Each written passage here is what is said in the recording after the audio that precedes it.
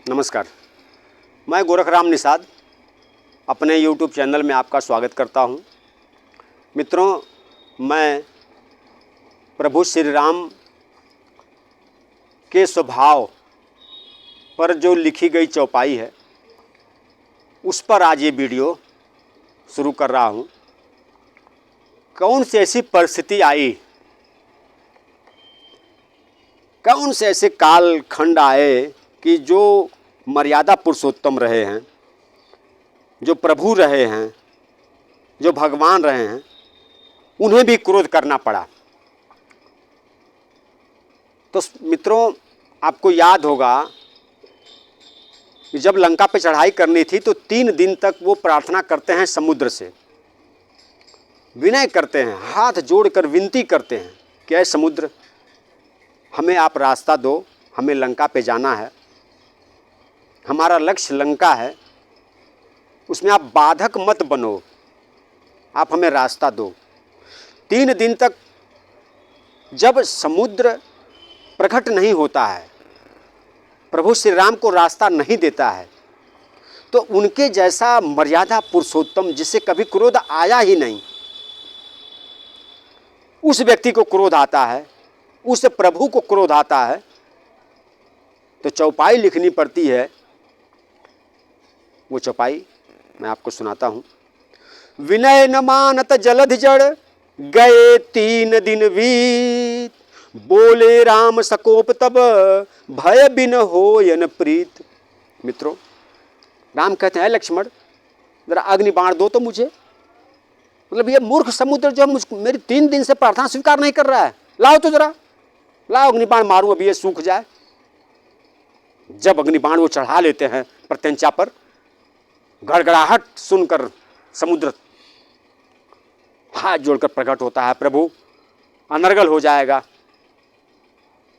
मैं तैयार हूं, आप जो कहें, और वो रास्ता बताता है। मित्रों, इस चौपाई के कहने के पीछे मेरा मकसद कि हमें हमारे साथ जो नाइंसाफ़ी हो रही है आरक्षण को लेकर के, 74 साल देश को आज़ाद होते हो गया और 74 साल से हम विनय कर रहे हैं, प्रार्थना कर रहे हैं, और ये मूर्ख सरकारें, ये जड़ सरकारें हमें आरक्षण नहीं दे रही हैं। मिश्री लाल निषाद जी देवरिया वाले, नेहरू जी के ज़माने में वो धरना दिए, ज्ञापन दिए, इंदिरा जी के ज़माने में धरना दिए, ज्ञापन दिए, सीताराम जी इंदिरा जी के ज़माने में धरना दिए, ज्ञापन दिए, मनोहर लाल जी सपा के ज़माने में जब फूलन जी की रिहाई बेगम हजरत महल पार्क से होनी थी, वहाँ भी वो आरक्षण के लिए ज्ञापन दिए। और अभी अखिलेश निषाद जो गोरखपुर रेल प्रकरण में जिसकी हत्या होती है, वो जवान, बाकी तो लोग अभी बुजुर्ग हो के मरे हैं आंदोलन करते करते, लेकिन एक हमारा नौजवान अखिलेश निषाद जिसकी हत्या होती है इसी आंदोलन को, इसी आरक्षण को लेकर के, सैकड़ों लोग शहीद हो गए इस मांग को हाथ जोड़ करके विनय करते करते। और ये मूर्ख सरकारें हमारे हक अधिकार को दबा के बैठी हैं और हमें आरक्षण नहीं दे रही हैं। तो हमें इस चौपाई से सीख लेनी है, हमें इस चौपाई से सीख लेनी है, और ये चौपाई अब हमें ताकत दे रही है कि ऐ निषाद, तुम जो हो अब उग्र हो जाओ, जैसे राम अग्नि बाण उठाए हैं वैसे तुम्हें भी अग्नि बाण उठाना है। ये चुनाव आ गया है 2022 का, तो हमें भारतीय जनता पार्टी को भस्म करना है। और क्यों भारतीय जनता पार्टी को भस्म करना है? इसलिए भस्म करना है कि हमने कल्याण सिंह जी को उत्तर प्रदेश का मुख्यमंत्री बनाया था, हमने 14 में मोदी जी को देश का प्रधानमंत्री बनाया था, वो हम हैं, हम ओबीसी के लोग हैं, निषाद समाज के लोग हैं। हमने 17 में भाजपा को, योगी जी को नहीं, हम लोगों ने योगी जी को नहीं वोट दिया, हम लोगों ने भाजपा को वोट दिया, और केशव मौर्य प्रदेश अध्यक्ष थे, ओबीसी के थे, इसलिए हमने भाजपा को 17 में भी हमने मुख्यमंत्री बनाया। फिर 19 में भी हमने मोदी जी को प्रधानमंत्री बनाया, भाजपा को प्रधानमंत्री बनाया। मोदी जी इस देश के प्रधानमंत्री और कहने के लिए ओबीसी, और उनके राज्य में ओबीसी के साथ इतना बड़ा अत्याचार। अभी मैं आपको आज 5 फरवरी है और मैं आज आपको एक अखबार दिखा रहा हूँ, सुशील कश्यप जी प्रदेश अध्यक्ष हैं और ये 69,000, अभी 2 दिन पहले मैंने जो वीडियो डाला था 69,000 ये हाई कोर्ट ने यूपी की सरकार को बेनकाब किया था। 19,000, ये समझिए कि ओबीसी एससी के लड़के जो आरक्षण से 19,000 भर्ती होते 69,000 शिक्षकों में, ये 19,000 ये सरकार, निकम्मी सरकार, ये ओबीसी एससी या आरक्षण विरोधी सरकार 19,000 हमारे हक अधिकार पर डांका डाल के अपने सामान्य कैटेगरी के लड़कों से भर दिया। और जिस दिन से ये भर्ती हुई है उसी दिन से आंदोलन लखनऊ में, गोमती नगर में चल रहा है हमारे छात्रों का, ये ओबीसी एससी के लड़कों का। अब उन्होंने आज अखबार में क्या ऐलान किया है, पढ़ के सुनाता हूँ। देखिए, सरकार के खिलाफ शिक्षक भर्ती के अभ्यर्थियों ने मोर्चा खोला। लखनऊ 69,000 सहायक अध्यापक भर्ती परीक्षा में ओबीसी और एससी वर्ग के आरक्षण का नियमानुसार निर्धारण न होने से खफा अभ्यर्थियों ने सरकार के खिलाफ मोर्चा खोल दिया है। आरक्षण पीड़ित अभ्यर्थी एवं पिछड़ा दलित संयुक्त मोर्चा के बैनर तले 75 जिलों में अभ्यर्थियों ने टीमें भेजी हैं। मोर्चा के प्रदेश अध्यक्ष सुशील कश्यप ने बताया कि यह टीम दलित व पिछड़े वर्ग के लोगों को घर घर जाकर बताएगी कि आरक्षित वर्ग की 19,000 सीटों पर, आप सुनिए, 19,000 सीटों पर सामान्य वर्ग के अभ्यर्थियों का चयन किया गया है। वाह, मन डांका डाला जा रहा है। मतलब बता रहा हूं कि एक तेज चाकू होता है जो सीधे एक बार में गर्दन काट देता है, और एक ऐसा चाकू जैसे आरी का ब्लेड वो ऐसे रेतता है, हम मरेंगे भी नहीं और जीवित भी नहीं रहेंगे। 19,000 हमारे बच्चों का भविष्य इस सरकार ने बर्बाद किया। 69,000 में हमारी सीट आती थी, 19,000 वो सामान्य से भर दिया। सीटों पर सामान्य वर्ग के अभ्यर्थियों का चयन किया गया है। सरकार ने भर्ती में ओबीसी को 27% की जगह मात्र 3.80% और एससी को 21% की जगह मात्र 16.6% आरक्षण दिया। सोचिए, मतलब हमको जो आरक्षण है 27% का, उसमें भी मात्र 3.8, बताइए, लगभग 23.2% हमारा नुकसान किया है। अब सोचिए, वैसे भी तो आरक्षण खत्म है, मोदी जी सब कुछ बेच दिए हैं और जो बचा खुचा वो भी एक आध हफ्ते, एक आध महीने में सब बेच बाच के ख़त्म कर देंगे। पूरा देश की जो बड़ी बड़ी कंपनियां और बड़े बड़े प्रतिष्ठान थे, जो सरकारी नौकरियों का बहुत बड़ा स्रोत था कि हमारे ओबीसी के लोग सरकारी नौकरी पाते थे, उन विभागों में सब कुछ बेचा जा रहा है। जो लाभ का, ये भारत पेट्रोलियम जो है ये लाभ देता है, करोड़ों करोड़ लाभ देता है, उसको भी एक आध हफ्ते महीने में बेच देंगे। मतलब पूरा देश बेचने वाला अगर कोई प्रधानमंत्री हुआ है तो वो आदरणीय मोदी जी हैं। तो आरक्षण तो ऐसे ही खत्म है। उसके बाद समझिए कि बाबा साहब मोदी जी के आने से पहले ये व्यवस्था थी आरक्षण में कि 27% एससी ओबीसी और 23% एससी एसटी के लोग अगर अधिक नंबर पाते थे, सामान्य से ज़्यादा नंबर पाते थे या सामान्य के बराबर नंबर पाते थे, तो वो सामान्य कैटेगरी में चले जाते थे। और जो थोड़ा कम नंबर पाते थे गांव के बेचारे, वो 27 और 23 में अपना गुजर बसर कर लेते थे, मतलब उनको नौकरी मिलती थी। अब क्या हुआ, मोदी जी के आने के बाद क्या हो गया कि आप कितना ही तेज हैं, अगर सामान्य का लड़का 70 पाया, आप उसका डबल पालें 140 पालें, तब भी आपको एससी है तो एससी में रहेंगे, ओबीसी है तो ओबीसी में रहेंगे। मतलब कि जिसकी आबादी 85% उसको 49 में बांट दिया गया, 50 दे दिया गया, और जिसकी आबादी 15% है उसको 50% दिया गया। सोचिए कि 50 कुर्सी पे 15 घर के लोगों को बैठाया जा रहा है, तो समझिए कि एक एक घर के 15 या 45, मतलब एक एक घर के 3-3 लोग बैठ जाएंगे, तब भी 5 सीट बची जाएगी। और हमको 50 सीट यानी 49.5 हमारा आरक्षण है, तो 50 जोड़ लीजिए, तो 50 सीट में 85 लोगों को बैठाया जाएगा, तो हमारे लिए एक एक घर के एक एक सीट भी नहीं आएगी। मतलब हमारे साथ कितनी बड़ी नाइंसाफी इस भाजपा की सरकार कर रही है। और देखिए, इस चुनाव में ये सब मुद्दा नहीं उछलने दे रही है, मुद्दा ला रही है हिंदू मुस्लिम, जिन्ना, पाकिस्तान, दंगा। मतलब उस अखबार को पढ़िए तो आप देखिए आपको कितना जो है भरमाया जा रहा है और कहाँ डाइवर्ट किया जा रहा है इस चुनाव को, जबकि मूल मुद्दा होना चाहिए कि इनके साड़ से हम लोग परेशान हैं, पूरी फसल बर्बाद हो रही है इनके साड़ से।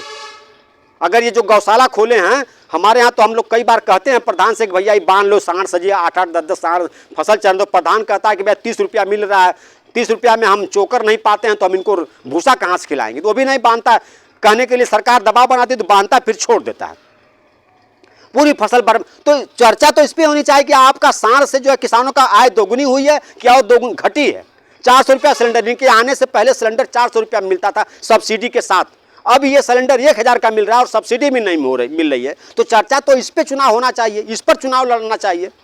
पेट्रोल 100 रुपया के पार हो गया, चुनाव इस पे होना चाहिए, लेकिन नहीं, जिन्ना, पाकिस्तान, हिंदू मुस्लिम, मंदिर मस्जिद, अजीब है। तो ये आपको जो आपका मुख्य मुद्दा है, आपके नौकरी आरक्षण, इससे आपको भटकाया जा रहा है कि आपका ध्यान वहाँ ना जाए, हिंदू मुसलमान में आप फंसे, दंगा में फंसे। कुछ हमारे ऐसे साथी हैं जो अभी कमेंट करते हैं सोशल मीडिया पे ये सब मुद्दों को लेकर के, जैसा लगता है कि वो इनके खून में आ गया है।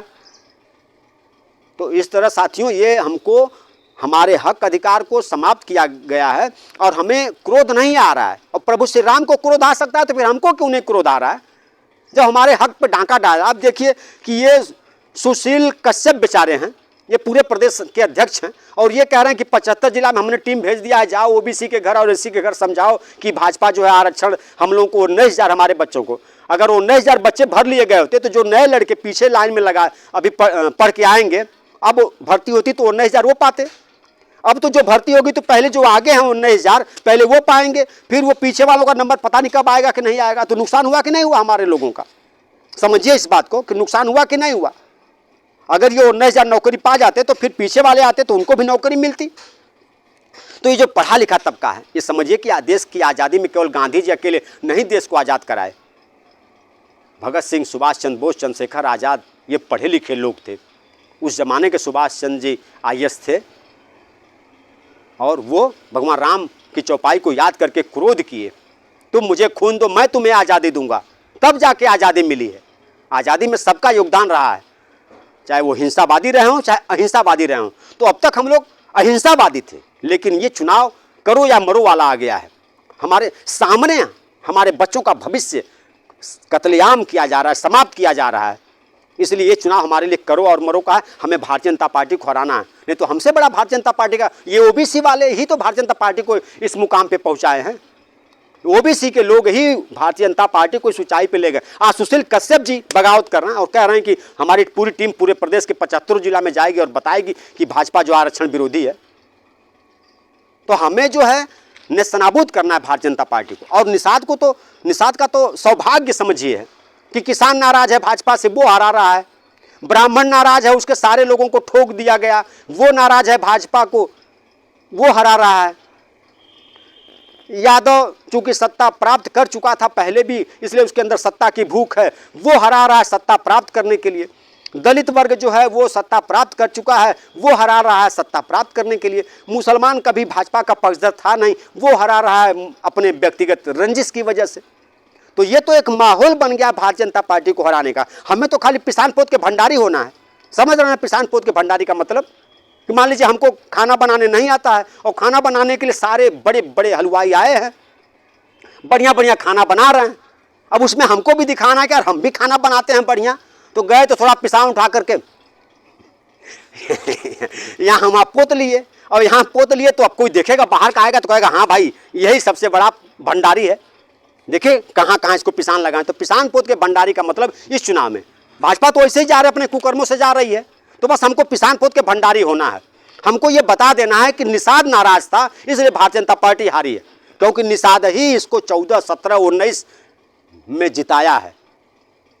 तब भी यादव वोट नहीं किया था, तब भी मुसलमान वोट नहीं किया था, तब भी दलित वोट नहीं किया था। केवल निषाद 11% आबादी वाला निषाद ही भारतीय जनता पार्टी को जिताया। और यही निषाद अगर 11% इस बार हट जाता है तो आप देखिएगा भारतीय जनता पार्टी का खाता नहीं खुलेगा।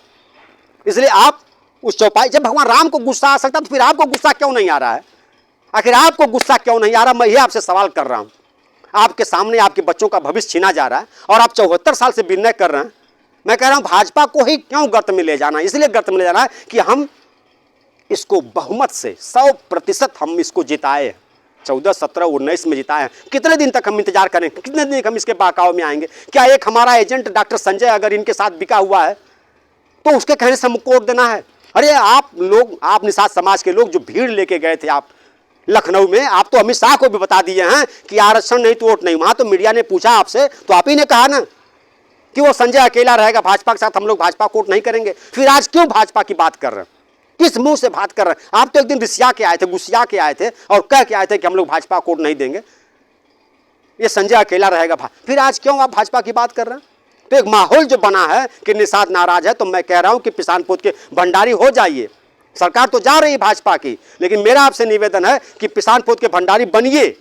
ये बताइए मीडिया में, ये बताइए चट्टी चौराहों पे, अपने गांव में बताइए कि निषाद को आरक्षण नहीं मिला, इसलिए निषाद जो है भारतीय जनता पार्टी को हरा रहा है और हारेगी भाजपा।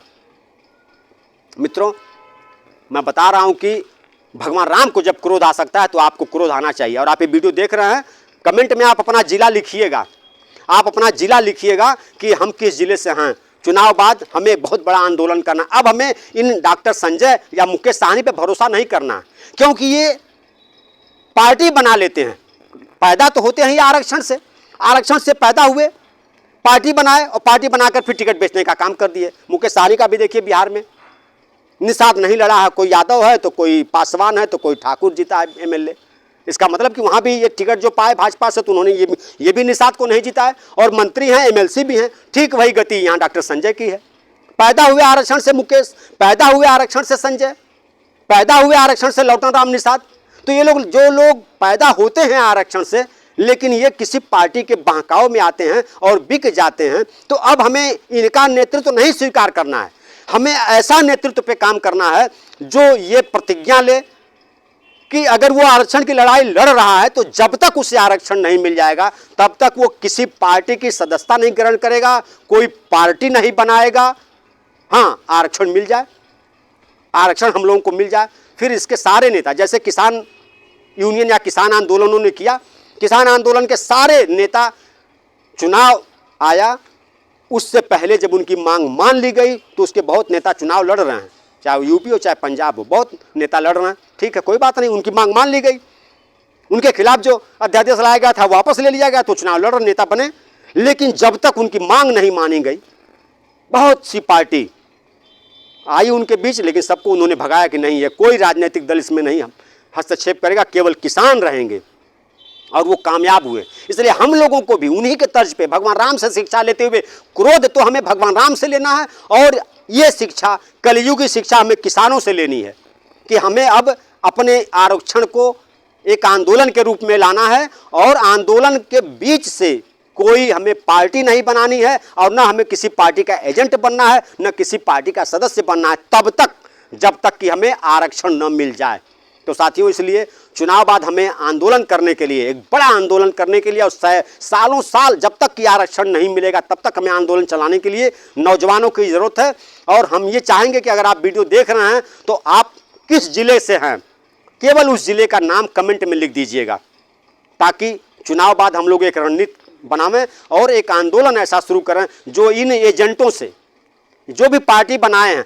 अभी ये समझिए कि प्रेमचंद बिंद जी को मैं बहुत अच्छा समझ रहा था, लेकिन एक दिन मेरे व्हाट्सएप आया, उनका कोई महाराष्ट्र का प्रदेश अध्यक्ष योगी जी, मोदी जी का फोटो लगा के और प्रेमचंद बिंद जी का फोटो लगा के भेजा था, लेकिन लग रहा है कि चुनाव में उनका समझौता नहीं हुआ, लेकिन फोटो आया था मेरे पास। और जो मेरे ग्रुप से जुड़े हुए हैं, मूल निवासी वाले व्हाट्सएप ग्रुप से, वो देखे होंगे कि उनका व्हाट्सएप पे आया था। तो इस तरह से जितने भी लोग पार्टी बनाए हैं, सारे के सारे लोगों की एक ही मंशा है कि एमपी एमएलए बन जाएं या कुछ पैसा पीछे से झटक लें। तो जब ऐसी मानसिकता लेकर के कोई नेतृत्व करेगा तो वो आरक्षण की लड़ाई कोई ईमानदारी से नहीं लड़ेगा। आरक्षण की लड़ाई वही लोग ईमानदारी से लड़ सकते हैं। जैसे मैं विनोद साहनी गोंडा की बड़ी इज्जत करता हूँ।